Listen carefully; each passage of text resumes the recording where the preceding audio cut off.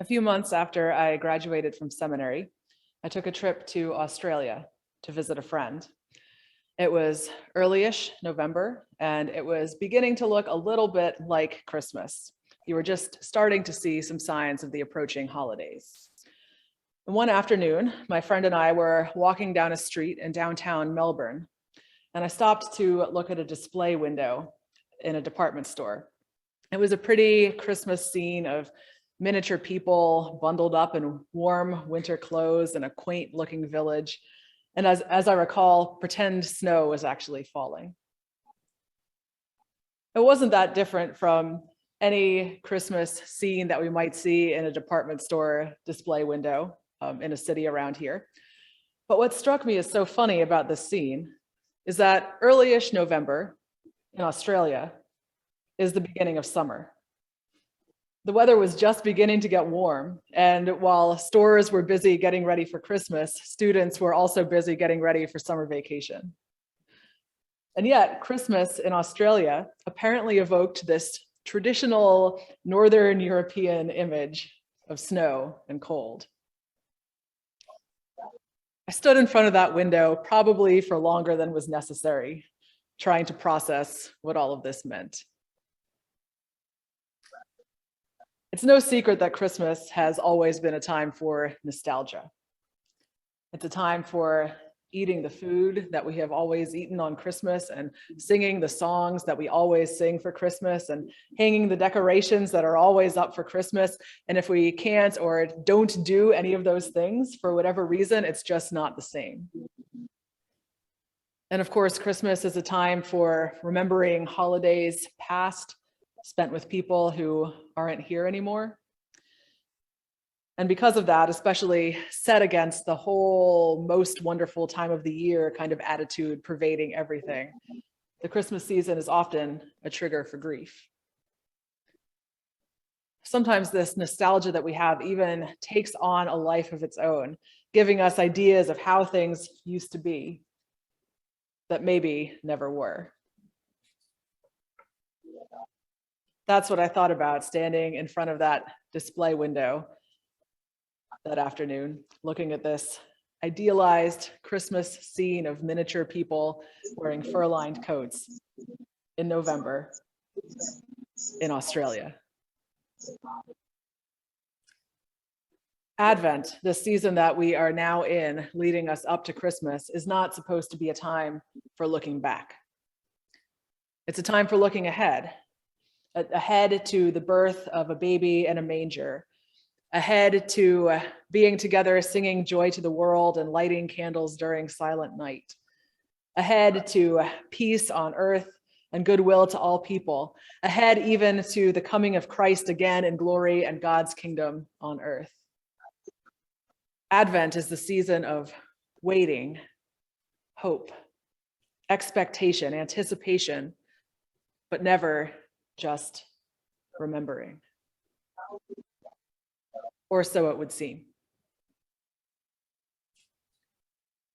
We are spending Advent in the Psalms this year, and I have picked the Psalms that we're using right from the Advent portion of the lectionary, which is to say that someone else with the authority to decide these things decided that these were Advent Psalms, not just me. And maybe someone picked Psalm 25, which we heard Barbara read a moment ago, because it talks about waiting. Do not let those who wait for you be put to shame, reads verse 2. Make me to know your ways, O Lord, reads verse 5. Teach me your paths. Lead me in your truth and teach me, for you are the God of my salvation. For you I wait all day long. And even later in verse 21, may integrity and uprightness preserve me, for I wait for you. What exactly is the psalmist waiting for here? They are waiting for God's protection, God's deliverance, God's guidance, God's mercy, all of which they ask God for in a series of petitions throughout the psalm. These are all things that they might not currently be experiencing, but they haven't given up that they will. And these are the things that we wait for too in Advent, at least in theory. It's not just about counting down to a holiday. We are all in need of God's salvation in all of our many and various ways. And in Advent, we practice both recognizing that and waiting for those needs to be fulfilled.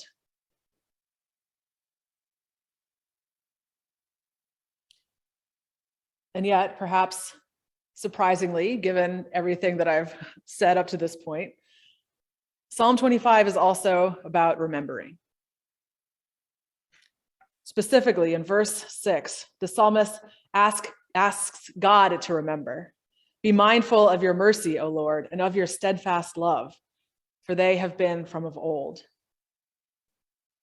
The psalmist then asks God to forget the sins of their youth and to remember the psalmist according to God's love instead.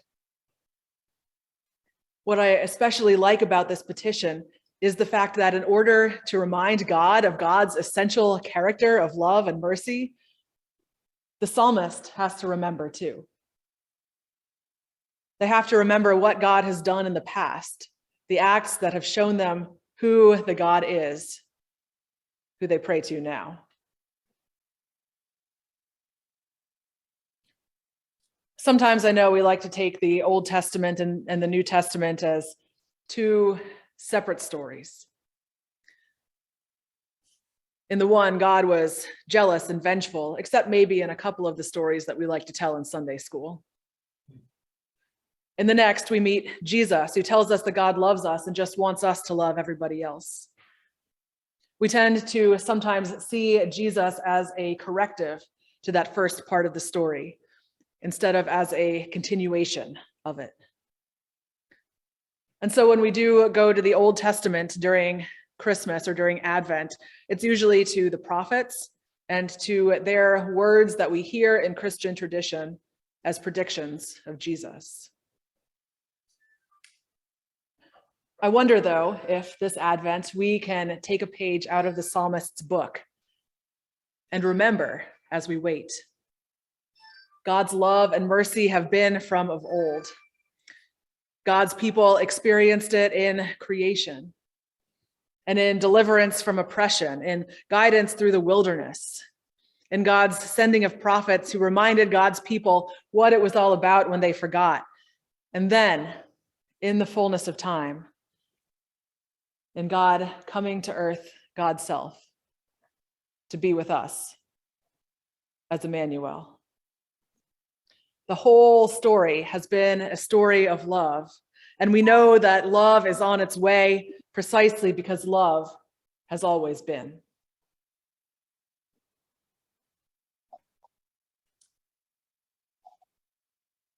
There was a time a few years ago when I hurt my foot, and I had to wear one of those walking boots for a couple of months, and then even after the boot came off, I found myself unable to run without hurting myself again.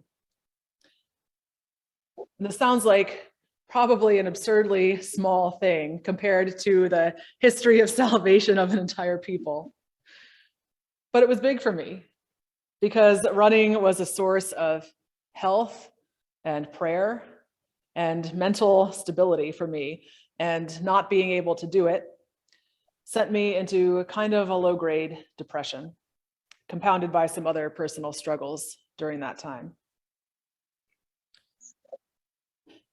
As the months wore on, eventually, I was able to run again.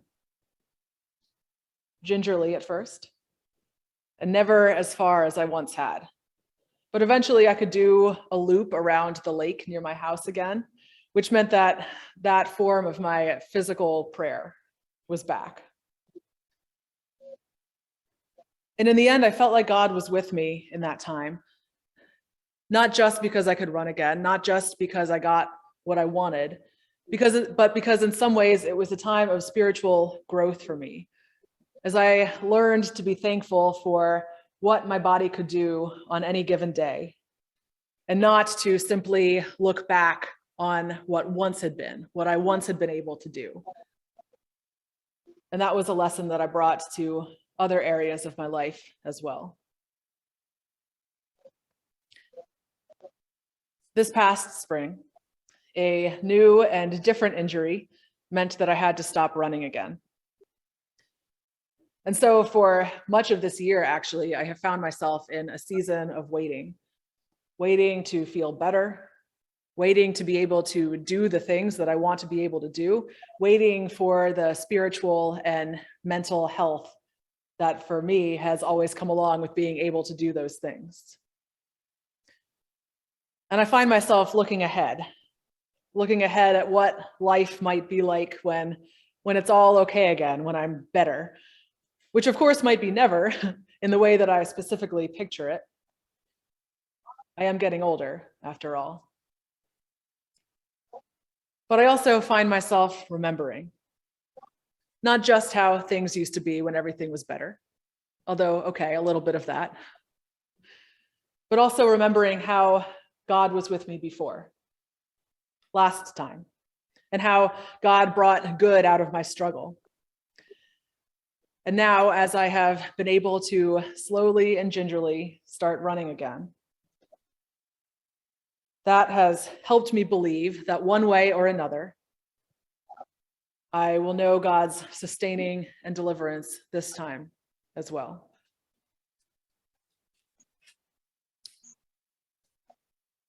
I know that this world is riddled with war, but I have also seen peace come in unlikely ways. I know that poverty continues to exist right beyond our doors, but I have seen our homeless neighbors get housing. I know that we here right in this room are suffering from all kinds of hurt, but I have also heard your stories of experiencing healing. I know that so many people have died in these last 20 or so months, especially. But I have also seen life emerge from places of death. That, I think, is what Advent asks of us. Not to remember something that never was, but to remember something that always was. Not to remember in a way that just takes us back into the past, but to do so in a way that gives us reason to wait expectantly now. Advent isn't a time for nostalgia. It's a time for hope, rooted in the memory of love.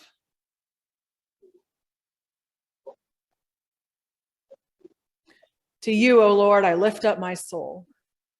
Oh my God, in you I trust. Do not let those who wait for you be put to shame.